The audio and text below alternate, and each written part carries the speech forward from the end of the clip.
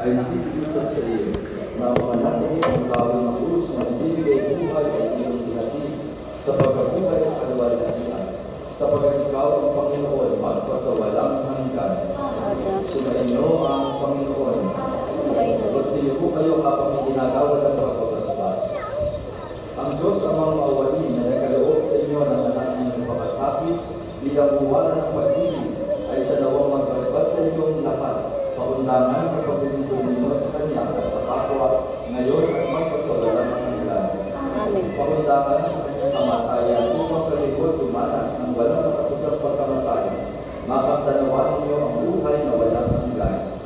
Paundangan sa pagpapakumbaba niya para sa inyong kapakanan, kayo naway makasalo sa Kanyang muling pagkabuhay ngayon at magpasawalang hanggan.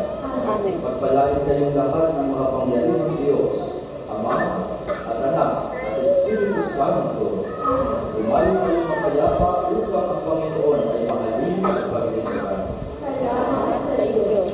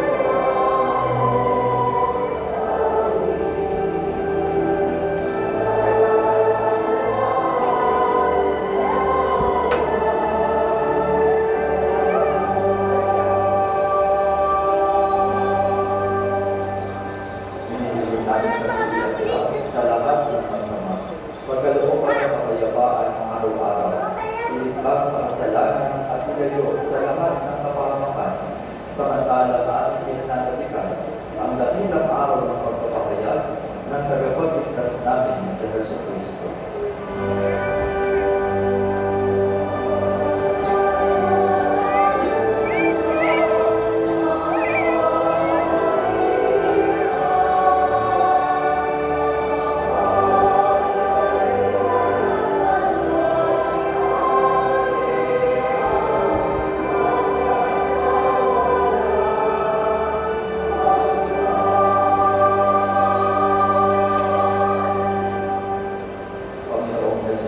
Sinabi mo sa iyo, mga apostol, kapayapaan ang inilibat ko sa inyo. Ang aking kapayapaan ang ibinibigay ko sa inyo. Tunghayan mo ang aming pananampalataya at huwag ang aming pagkakasala. Pagkalooban mo kami ng kapayapaan at pagkakaisa ayon sa iyong kalooban. Kasama ng Espiritu Santo magpasawalang hanggan. Ang kapayapaan ng Panginoon ay laging sumainyo. Pagbigayan kayo ng kapayapaan sa isa't isa.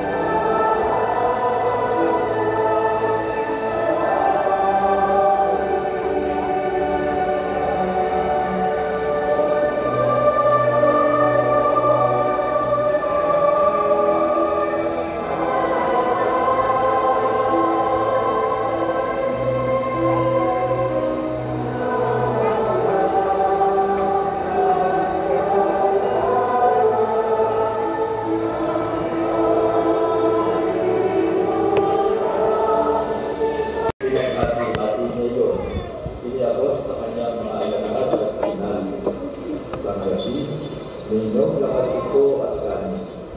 Ito ang aking katawan na ihahandog para sa inyo.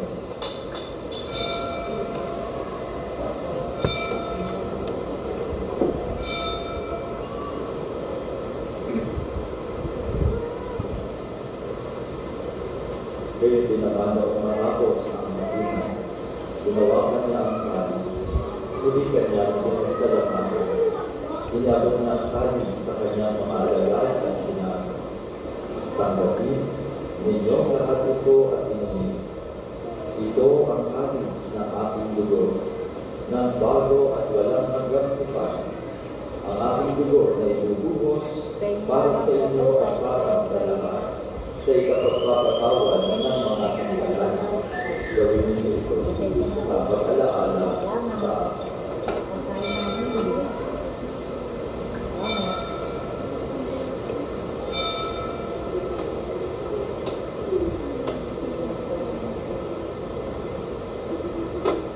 Ipagpunyi namin ang misteryo ng pananampalataya.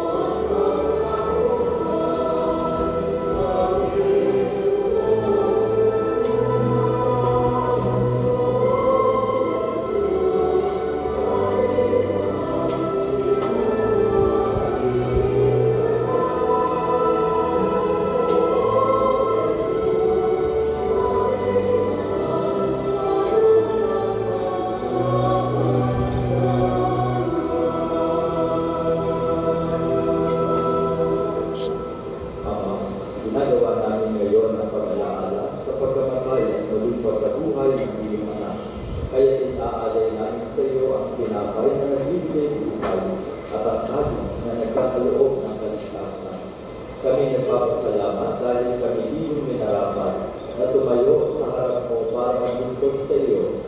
Isinasabi namin, kami magsasalo-salo sa katawan at dugo ni Kristo ay makulot sa pagkakalisa sa pamamagitan ng Espiritu Santo.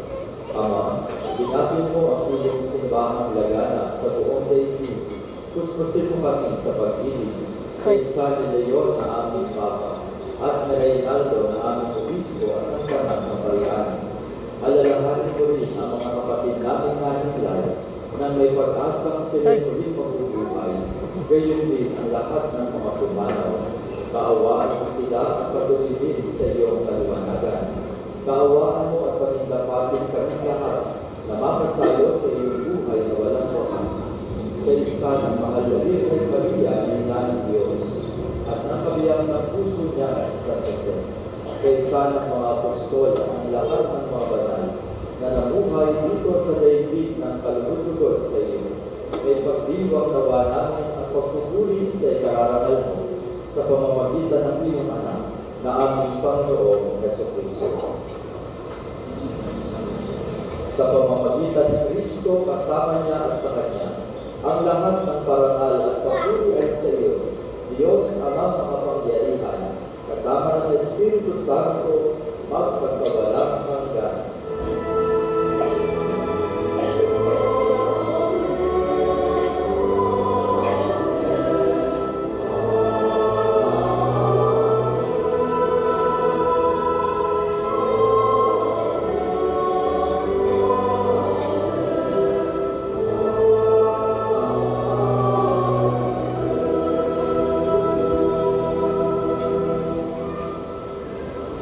Sa pag-ibig ng mga nagagawang malunos at turo ni Jesus na Panginoon natin.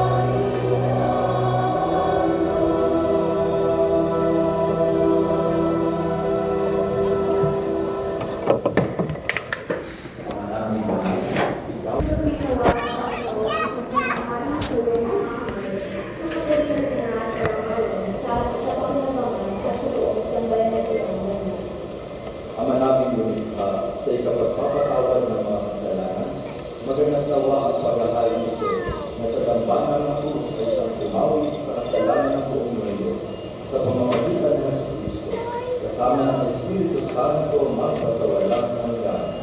Sumainyo ang Panginoon. Mula sa Diyos ang inyong puso at diwa. Pasalamatan natin ang Panginoong ating Diyos. Ama namin makapangyarihan, tunay ng marapat na ikaw ay aming pasalamatan. Iyong ipinasyang sa kahoy ng krus ang sangkatauhay ko sa Jesus. Sa punong kahoy, nagkapuwang ang kamatayan. Sa kahoy ng krus, itinangkal ang pagkabuhay. Sa punong kahoy na nagig ang sumuway sa iyo. Sa kahoy ng krus, siya'y kadaig ng masunurin alam mo. Kaya kaysa ng mga anghel na nagsisiawit ang papuri sa iyo na walang umpay sa kalangitan, kami nagpupuri sa iyong karakilaan.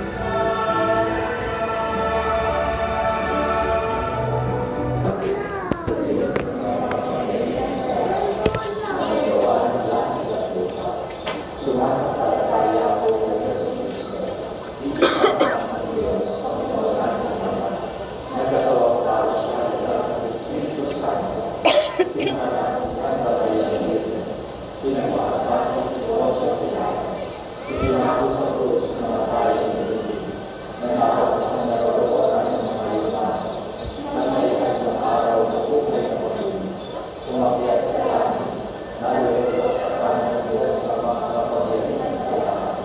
Doon magmumula ang paririto at tumutugan sa nauuhay ng mga buhay ng tao. Sumasampalataya ng mga sa Diyos sa Espiritu Santo, sa banal na simbahang Katolika, sa kasamahan ng mga banal, sa kapatawaran ng mga kasalanan, sa pagkabuhay ng muling ng mga banal na tao, at sa buhay na walang hanggan. Amen. Ilulog natin sa Ama ang lahat ng pangangailangan sa katauhan, pangubaba tayong manalangin. Panginoon, sa kapangyarihan ng iyong krus, iligtas mo kami. Panginoon, sa kapangyarihan ng iyong krus, iligtas mo kami.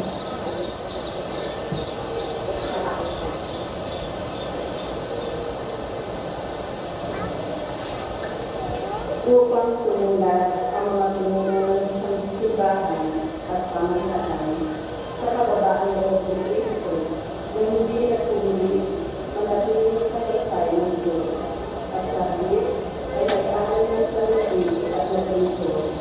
Manalangin tayo. Panginoon, sa kapangyarihan ng iyong Diyos, iligtas mo kami. Sa tulong ng palalangin ng Apostol Pablo, ginawa tayo nalitan ng maling tulog ng mga nangaral ng hukad na kaligtasan. Pagkos ay makita natin ang kalulunan at kapangyarihan ng Diyos sa krus ni Kristo. Manalangin tayo. Panginoon, sa Magandang umaga po. May mga hawak po na sobra. Pwede na po pumila. upang kalinatin ng Magandang umaga po. May mga hawak po na sobra. Pwede na po kayo mga pagsubok sa buhay. Naway ay ayaw nila ang kanilang krus para sa pagbubuhay ng simbahan. Manalangin tayo. Panginoon, sa kapangyarihan ng iyong krus, iligtas mo kami. Upang ang mga tao na nagkakahiran sa kapwa ay makatagpo ng liwanag, magdalitoon at magsimulang gumawa ng kabutihan para sa kapwa. Manalangin tayo. Panginoon, sa kapangyarihan ng iyong krus, iligtas mo kami upang sa buhay ng bawat tao ang halimbawa ng Kristo na may kadalagan at kadalagan doon kahit sa kayat ng pamamaraan. Manalangin tayo. Panginoon, sa kapangyarihan ng iyong krus, iligtas mo kami.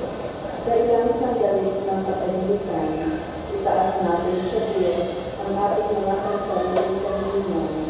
Ganyan din ang mga pangangailangan ng ating pamamaraan.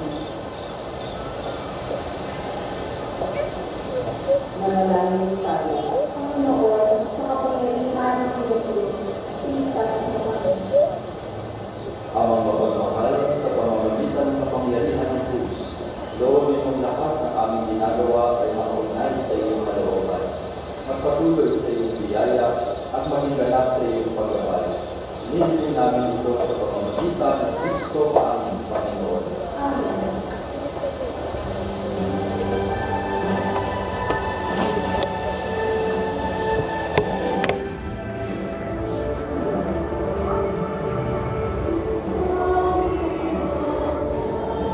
Hindi naman problema ng kakainin niya. Minsan magkakarga lang sa baso ng kakainin yung lahat. Manghihingi yun. Sa palengke, lulubog kami doon. Diba? Pag sinawin mo, babalik. Pag hindi kayo na. Wala silang katinuan. Eh, ikaw, ayaw mo ng problema? Hindi yun. Ano? Kaya pag ikaw ay namang problema pa sa buhay, magpasalamat ka, ibig sabihin matinong ka pa.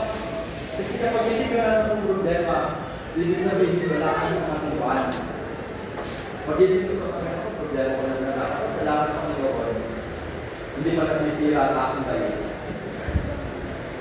Kung wala ka ng pakailan, hindi ka na ng problema kung may damit ka o wala.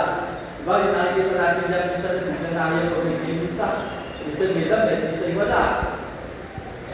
Eh, walang problema yun. Walang kahihiyan, walang problema. Kakain yun, sasahod ka ng kamay, pupunta sa mga burutan, kakain yun. Pero ikaw ng Panginoon, pag pag-iisip mo, alam mo ang responsibilidad, ibig sabihin, ikaw ay nagpapasan pa ng Diyos. Magpasalamat tayo. At alam natin na ang krus na ito ay magdadala sa atin sa kaluwalhatian. Kaya nga minsan, pagka may mabigat na problema sa buhay, sana matapos na ito, bahal. Hindi ko mabigat ang problema mo sa buhay, hindi dahil mo yung mabigat. Yung problema mo ng 2024, nakala mo yung pagkasan mo na. Hanggang 2025, nakikita mo, kaya mo pala. Biro mo, nagpinti ka na sa ako, dahil wala kang pera. Hanggang ngayon, wala kang pera, pero sanay ka na. Diba? Tinapos mo magandang yung buhay. Kung sinasabi sa atin ng Panginoon, huwag tayong matakot na yakapin ng ating Diyos. Sa unang pagbasa, paano nilang ginagawa ng Israelita ang nilang krus?